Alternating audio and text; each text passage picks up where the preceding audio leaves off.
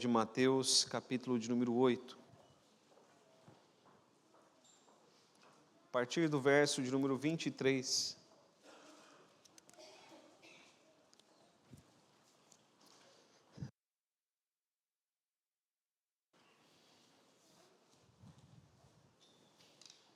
Antes de nós lermos o texto, eu quero parabenizar as nossas crianças e os nossos adolescentes pelo trabalho de evangelização que realizaram na praça esta semana, na terça-feira. Foi um trabalho muito abençoado.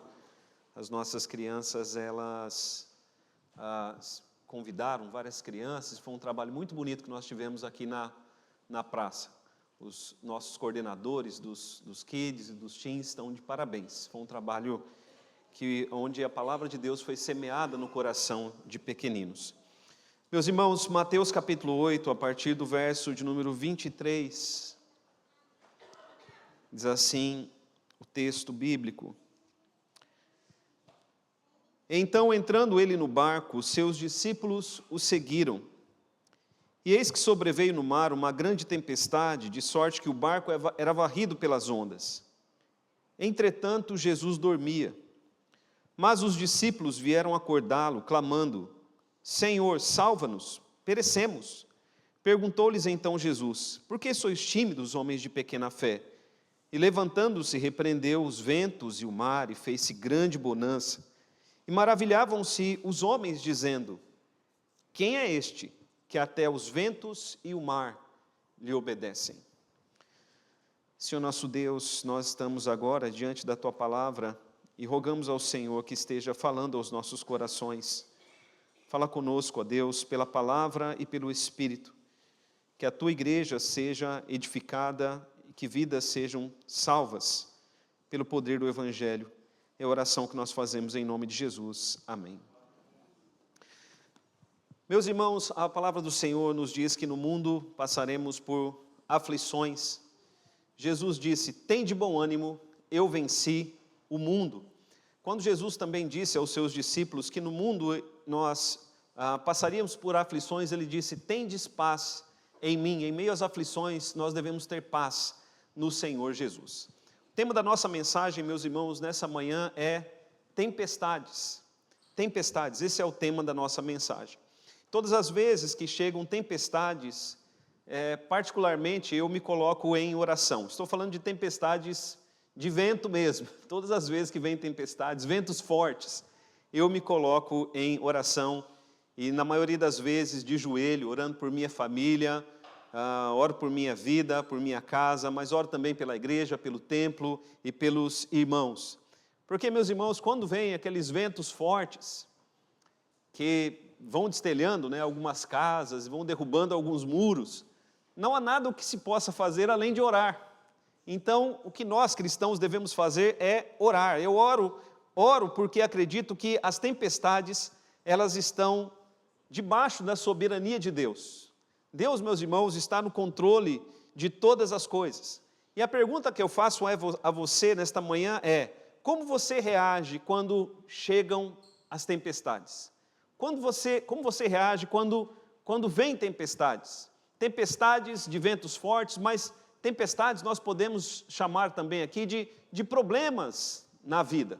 Como é a nossa reação? Nós temos um hino muito bonito no nosso hinário, que é o hino de número 108, o hino Aflição e Paz. Ele foi escrito em 1873 por Horatio Gates Spafford. Ele escreveu esse hino após a sua família sofrer um naufrágio. Ele enviou a sua família, sua esposa e suas 4 filhas a fazer uma viagem para a Inglaterra. Ele era um americano e a sua família foi fazer uma viagem para a Inglaterra. Mas aconteceu uma grande tempestade, onde o barco que ia a sua família cruzou com outro barco e aconteceu ali então um acidente, um naufrágio. Mais de 200 pessoas morreram e entre as pessoas que morreram também estavam ali as filhas desse escritor do hino, Horácio. As filhas dele morreram, as 4 filhas, mas a esposa ficou viva. Quando a esposa chegou em determinado lugar, ela mandou um telegrama dizendo: salva, porém só. ele pegou um navio e foi ao encontro da sua esposa. E enquanto ele passava pelo mesmo lugar onde o naufrágio havia acontecido e as suas filhas haviam falecido, ali ele escreveu o hino de número 108. E no original, o hino diz assim: vai tudo bem com a minha alma. Porque ele acreditou e ele acreditava que todas as coisas estão debaixo da soberania de Deus, estão sob o cuidado de Deus. Então não houve revolta, não houve uma virada contra Deus, pelo contrário, ele se manteve seguro de que Deus está no controle de todas as coisas. Então, meus irmãos, quando chegam as tempestades, como nós reagimos? Separei aqui alguns pontos para a nossa reflexão nessa manhã. O primeiro deles é que tempestades repentinas podem vir sobre aqueles que seguem a Jesus Cristo. Uma das perguntas que nós fazemos olhando para o texto é: se estamos fazendo o que Jesus ordena, então por que estamos passando por problemas? Porque, meus irmãos, quando nós olhamos para o Evangelho de Marcos, o sinótico desse texto, Marcos nos diz que Jesus orientou os discípulos dizendo: passemos para outra margem. Então, quando eles entraram ali no barco, eles estavam obedecendo ao chamado de Jesus Cristo. Eles estavam obedecendo ao mandato de Jesus Cristo. E muitas vezes nós pensamos, se estamos obedecendo aquilo que Jesus Cristo ordenou, vai dar tudo certo, não vamos passar por problemas, não haverá tempestades. Mas, meus irmãos, enquanto estamos seguindo a Jesus, podemos sim passar por tempestades. No texto original, no vernáculo, a palavra que aparece para tempestades, aqui no texto, é seísmo. A palavra seísmo, ela é usada hoje para sismografia, ou seja, para ver o tamanho do tremor. E nós sabemos que aquela região, a região da Galileia, é uma região que sofre tremores, por causa de movimento de placas tectônicas. É possível que, além do vento forte e das ondas, tenha ocorrido também tremor, ou seja, maremoto. Na verdade, meus irmãos, nós não sabemos a intensidade do que ocorreu, mas foi algo realmente muito assustador e repentino. E os discípulos não tiveram controle da situação. Devemos lembrar, meus irmãos, que naquele tempo eles não tinham barcos seguros como nós temos hoje. Eles também não tinham coletes salva-vidas como nós temos hoje. A tempestade, meus irmãos, veio de repente. Quando nós estudamos sobre o mar da Galileia, e eu já tive a oportunidade de visitar esse mar com alguns outros irmãos aqui dessa igreja, o mar da Galileia, ele é um lago, na verdade, de 21 quilômetros de extensão por cerca de 14 quilômetros de largura. Um verdadeiro mar de água doce, que fica a 211 metros abaixo do mar do Mediterrâneo, e é todo cercado por colinas. Ventos gelados descem do Monte Hermon e se encontram com ares quentes embaixo, podendo formar repentinamente tempestades terríveis.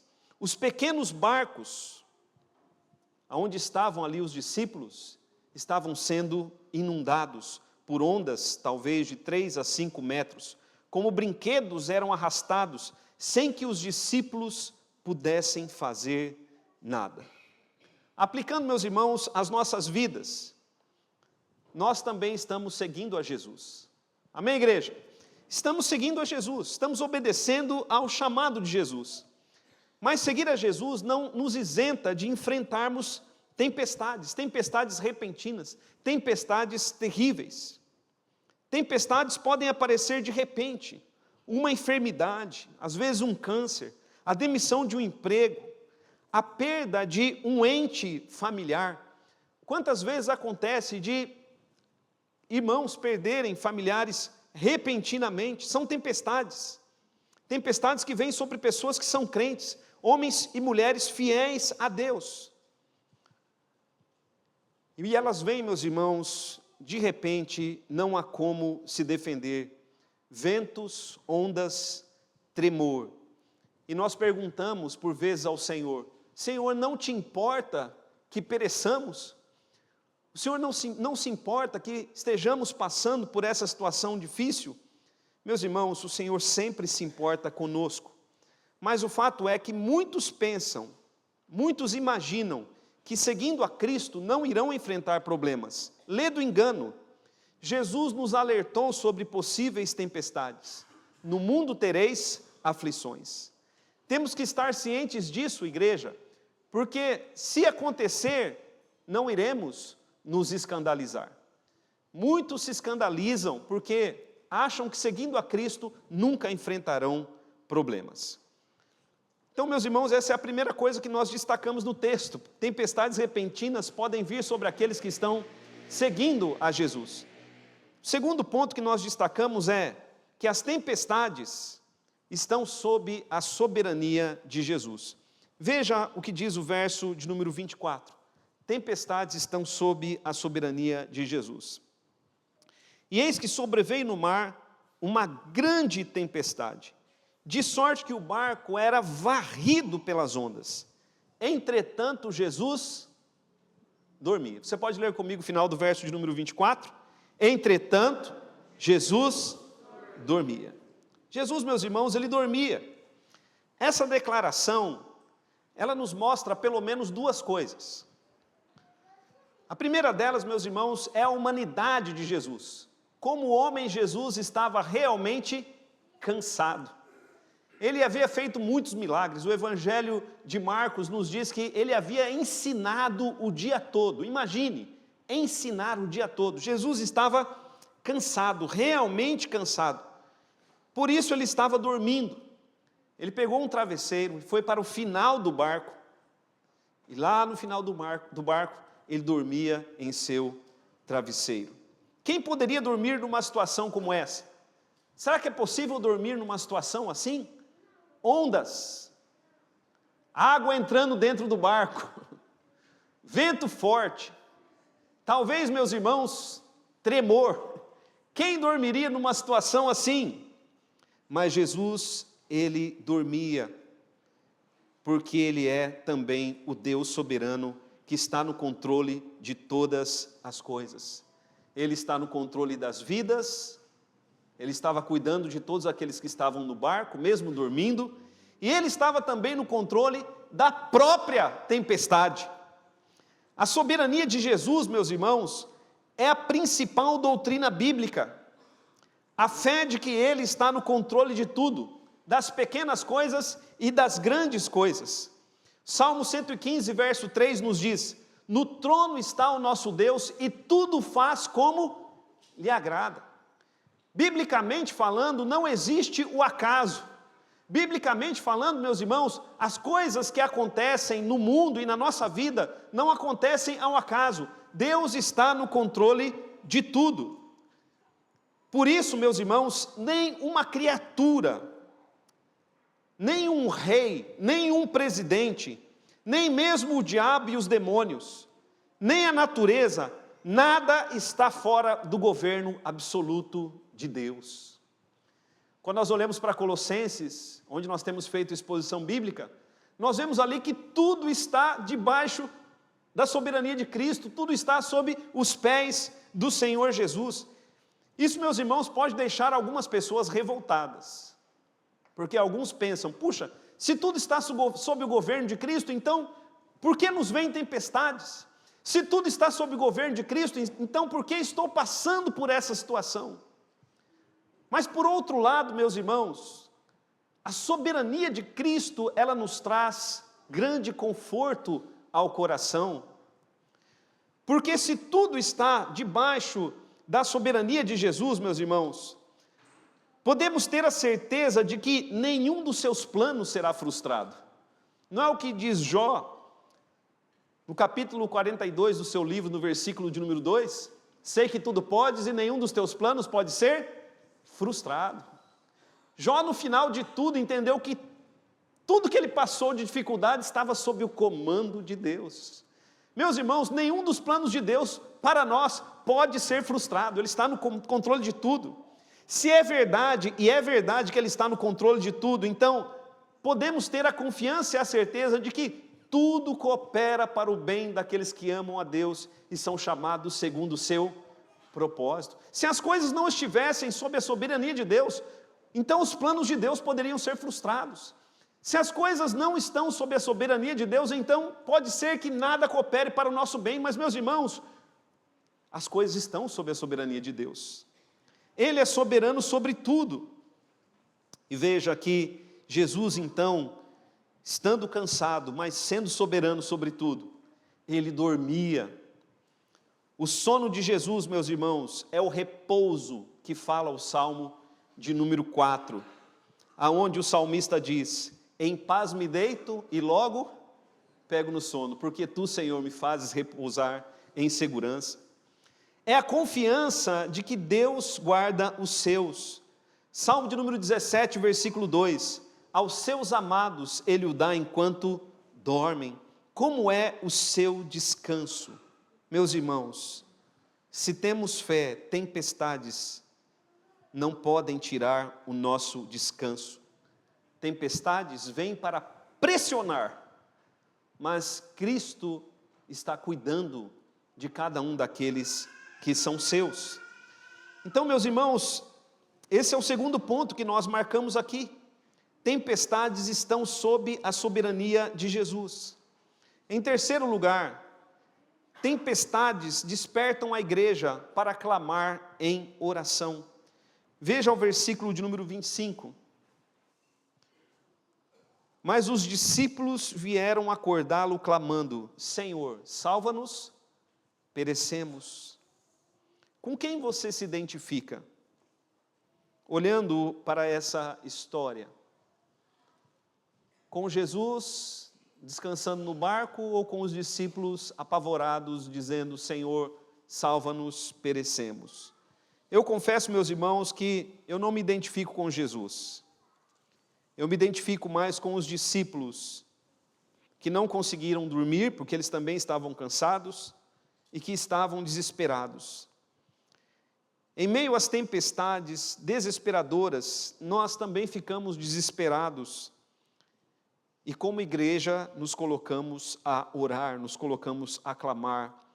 O verso que nós lemos, o verso 25, ele nos apresenta os seguintes verbos: se aproximaram, acordaram e disseram. Eles se aproximaram de Jesus, eles acordaram Jesus e eles falaram com Jesus. A tempestade, meus irmãos, leva o povo de Deus, estou falando do povo de Deus, mas a tempestade leva o povo de Deus a se aproximar dele, a acordá-lo e a falar com ele. Amém, igreja? São atitudes que Deus espera de nós. Veja no texto que Jesus, ele não foi despertado nem pelo vento, nem pelas águas que entravam no barco, nem pelo tremor, ele não foi despertado por nada disso, mas ele foi despertado pelo clamor dos seus discípulos. Quando a igreja se coloca em oração, Deus acorda. É o que nos diz o Salmo 44, verso de número 23, meus irmãos. Você já teve uma experiência assim? De orar e parece que Deus está dormindo e de repente Ele acorda? É fato, meus irmãos, que Deus, Ele não dorme. O Salmo 121 diz que não dorme o guarda de Israel. Ele não dorme. Mas Ele espera, meus irmãos, que nós, figuradamente, o acordemos, o despertemos por meio da oração. A igreja, quando passa por tempestades, o primeiro a recorrer deve ser ao Senhor, crendo que Ele está no controle de todas as coisas e que Ele pode nos ajudar. Será, igreja, que se orarmos com fé, Deus não vai atender a nossa oração? Certamente Ele atenderá. Ele diz lá em Mateus capítulo de número 7, pedi e dar-se-vos-á, buscai e achareis, batei e abrir-se-vos-á, porque todo que pede recebe, o que busca encontra, e a quem bate, abrir-se-lhe-á. Jesus incita o seu povo a orar. Nós devemos, meus irmãos, orar em meio às tempestades. Em quarto lugar, a tempestade ou as tempestades colocam na prova nossa confiança e fé em Deus. Veja o versículo de número 26. Jesus disse aos discípulos, perguntou aos discípulos: por que vocês são tímidos? Ou seja, por que estão com tanto medo, homens de pequena fé? A palavra tímidos aí aponta para o medo. Por que vocês estão com tanto medo, homens de pequena fé? As tempestades colocam em prova a nossa confiança e fé em Deus. Os discípulos, eles acordaram Jesus. E nós sabemos que tem gente que acorda bravo. Eu sei, meus irmãos, que eu imagino que Jesus não era esse tipo de gente. Mas olhando para esse texto, eu fico pensando, será que Jesus não ficou bravo quando eles acordaram Jesus? Porque eles acordaram a Cristo e a primeira coisa que Jesus disse foi: por que vocês estão com tanto medo? Homens de pequena fé. Como se Jesus estivesse dizendo: por que vocês me acordaram? Vocês não viram que eu estou cansado e precisava dormir? Por que vocês me acordaram? Por que estão com tanto medo, homens de pequena fé? Uma parte dos discípulos, meus irmãos, era formada por pescadores experientes. Eles estavam acostumados com aquele lago, com o mar da Galileia, o mar de Genezaré. Eles estavam acostumados, eles eram experientes, mas a tempestade era tão intensa que eles estavam vendo que o barco ia afundar, e por isso eles acordaram a Jesus. Contudo, Jesus reprovou os discípulos pelo seu medo e porque tinham uma fé muito pequena. Eles tinham uma fé pequena, a fé deles era pequena para enfrentar uma prova como aquela, porque eles ainda não conheciam Jesus o suficiente, como nós veremos no final do texto. A fé deles era pequena, e aquela provação era necessária para que no final, então, eles conhecessem melhor a Jesus e tivessem a fé aumentada. Mas a fé pequena, meus irmãos, a nossa falta de confiança em Deus, é a razão de muito dos nossos temores. Porque Jesus disse: por que vocês estão com medo, homens de pequena fé? Ou seja, se eles tivessem uma fé mais segura, eles não teriam medo. Em Mateus capítulo 6, versículo 30, Jesus diz que a fé pequena é a razão de muita ansiedade. Muitas vezes nós temos muita ansiedade, porque a nossa fé é pequena. E o que é ansiedade? Se não querer controlar o incontrolável, aquilo que só Deus pode controlar. Quando nós olhamos também para Mateus capítulo 14, a partir do verso de número 22, nós vemos que veio também uma tempestade. Jesus, andando sobre as águas, convidou Pedro para vir com ele. E Pedro foi. Mas de repente Pedro começou a olhar para a força do vento e começou a afundar. Jesus salvou a Pedro e disse para Pedro: homem de pequena fé. Porque ele tirou os olhos de Cristo e passou a olhar para a força do vento. E certa vez também Jesus multiplicou pães e peixes para uma grande multidão. E logo após a multiplicação de pães e peixes, ele estava com os discípulos no barco e não havia ali pão, e eles estavam reclamando, ou conversando entre si, sobre não haver pão, e Jesus disse o que para eles? Homens de pequena fé. Jesus havia alimentado uma grande multidão e ia deixar os discípulos ali passar fome. Mas a pequena fé fez com que o coração deles se turbasse pela falta de pão. A fé é pequena quando a nossa confiança é pequena em Deus. Devemos, meus irmãos, crer que Ele provê, que Ele cuida, que Ele protege de nós. Devemos ter fé, ter a confiança de que quando Deus está conosco, como Jesus estava ali com os seus discípulos, Ele é o nosso bom pastor e nada nos faltará. Devemos ter fé por causa daquilo que nós chamamos de 4 P's. A promessa de Cristo. Os discípulos deveriam ter fé porque Jesus havia chamado eles para chegar a outra margem. Eles deveriam ter a confiança de que chegariam lá. Eles deveriam ter fé por causa da presença de Jesus ali com eles no barco. Eles deveriam ter fé, porque Jesus estava dormindo, transmitindo paz, e a presença de Cristo também deveria inundar o coração deles de paz. E eles deveriam ter fé, porque Jesus já havia demonstrado ser poderoso. Mas ainda assim, eles estavam com uma fé pequena. Por isso, meus irmãos, nós cremos que Jesus, que colocou os discípulos no barco, foi também o Jesus que incitou a tempestade. E aqui vem o nosso quinto ponto. Tempestades são uma oportunidade de termos experiência com Deus. Veja o verso de número 26. Perguntou-lhes então Jesus: por que estão com medo, homens de pequena fé?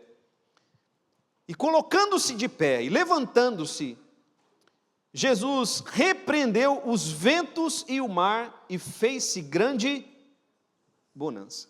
Que experiência, meus irmãos, eles tiveram naquele dia. Uma poesia de William Cooper diz assim: Deus tem um modo misterioso de suas maravilhas realizar. Ele traça seus caminhos pelo mar, para a tormenta cavalgar. Tomem alento, santos temerosos. As nuvens que tanto lhes metem medo, transbordam misericórdia e derramarão bênção sobre suas cabeças. Deus usa, meus irmãos, a tempestade para derramar bênção sobre nós. Nada na vida cristã é por acaso. Se Deus nos coloca na tempestade, é porque Ele quer nos levar a termos experiências com Ele. Ele quer nos mostrar, além da teoria, na fé viva e prática, que Ele é Deus vivo e verdadeiro. Só vamos conhecer a realidade que pregamos quando vivenciamos essa realidade. Em sexto lugar, meus irmãos, tempestades são caminhos para ampliarmos nosso conhecimento a respeito de Jesus. Veja o verso de número 27. E maravilhavam-se os homens dizendo: quem é este que até os ventos e o mar lhe obedecem? Naqueles dias, os discípulos estavam ainda no início do discipulado. Eles estavam no início do discipulado. Eles já haviam visto Jesus transformar água em vinho. Eles já haviam visto Jesus realizar muitos milagres. Se você olhar depois Mateus capítulo 4, vai ver que eles já haviam visto Jesus realizar toda sorte de milagres. Mas o tempo que os discípulos passaram com Jesus foi um tempo de escola. A palavra discípulo significa alunos, foi um tempo de escola. Então Jesus precisava ensinar-lhes sobre tudo. E Jesus precisava ensinar aos seus discípulos que, além do poder de transformar água em vinho, além do poder de realizar milagres, porque Ele era o Messias, Ele também tinha o poder sobre toda a natureza, porque Ele é o Criador de todas as coisas. Então os discípulos até aquele momento não tinham visto a autoridade e o poder de Jesus sobre os elementos da natureza. Mas então, em meio àquela tempestade, Jesus se coloca em pé, e Ele repreende, Ele fala, Ele falou naquele dia, com os ventos e com o mar. Meus irmãos, quem é que pode falar com os ventos e com o mar? Só o Deus Criador, aquele que chamou todas as coisas à existência, e que tudo lhe pertence. O Evangelho de João nos diz, logo no início do capítulo de número 1, que todas as coisas foram feitas por Jesus, e sem Ele nada do que foi feito se fez. E Ele, como Deus soberano, ordena, repreende o vento e o mar, e fez-se grande bonança. A ideia, meus irmãos, aqui de grande bonança é que, imediatamente, o vento parou e o mar também parou, em sincronia. Porque se o vento parar primeiro, as ondas ainda continuam. Mas naquele dia, a ideia que o texto nos dá é que pararam sincronizadamente, porque Jesus deu ordem tanto para o vento quanto para o mar, deixando claro para os discípulos que não foi um acaso o vento parar e as ondas pararem simultaneamente. Foi o poder de Deus. Porque o vento poderia ter cessado. E poderiam pensar, não, foi a natureza que parou. Mas não. O vento e o mar pararam e houve grande bonança. Quem é esse homem? Os discípulos perguntaram. Veja ali o verso 27. Eles ficaram maravilhados e perguntaram, quem é esse? Quem é esse homem? Que até os ventos e o mar lhe obedecem. Naquele dia, meus irmãos, eles conheceram a Jesus de uma maneira diferente. Quem é esse? Eles conheceram a Jesus de uma maneira diferente. Eles ficaram sabendo naquele dia do poder de Jesus sobre a natureza, aplicando, igreja, às nossas vidas. As tempestades que enfrentamos são caminhos para Deus nos mostrar quem Ele é, e assim o conhecermos melhor. E quando reagimos de maneira correta às provações, a nossa fé, ela cresce. Porque naquele dia, os discípulos de pequena fé tiveram a fé aumentada, porque eles passaram a crer que Jesus não somente comanda as enfermidades, mas Ele comanda também os ventos e o mar. Ele comanda as forças da natureza. Para concluir, igreja,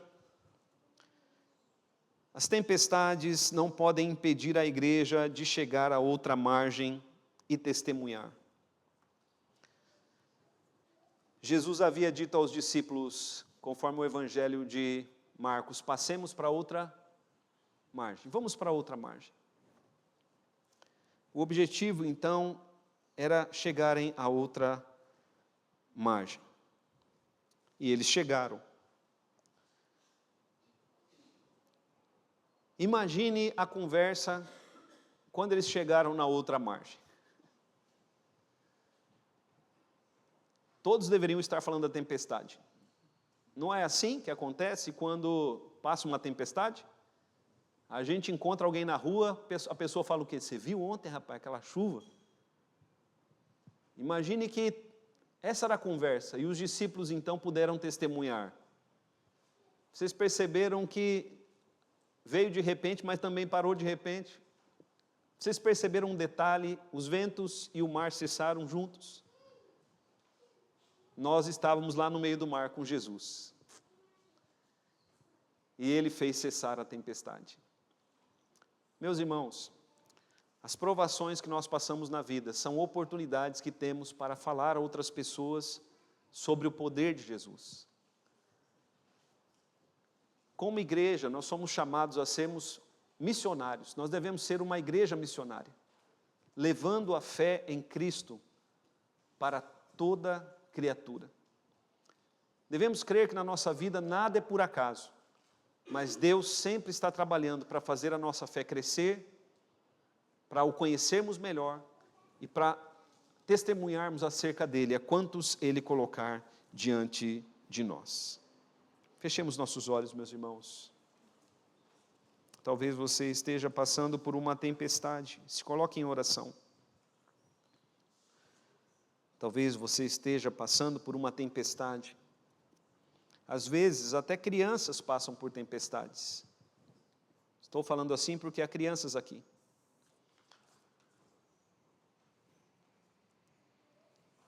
Talvez você esteja se questionando, eu sou crente, por que estou passando por isso? Não há nenhum problema. Enquanto nós estamos nesse mundo, todos igualmente passaremos por aflições. Mas Deus é soberano sobre essa tempestade que você está enfrentando. Coloque-se diante de Deus em oração. Ore para acordar a Deus. Ele está acordado, mas figuradamente Ele quer que você o acorde por meio da oração. Pode ser que Deus esteja colocando a sua fé em prova.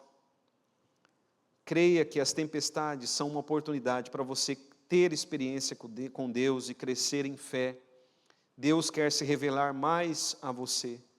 Ele te dará vitória, te fará chegar a outra margem, e você poderá testemunhar da maravilha dele em sua vida para outras pessoas.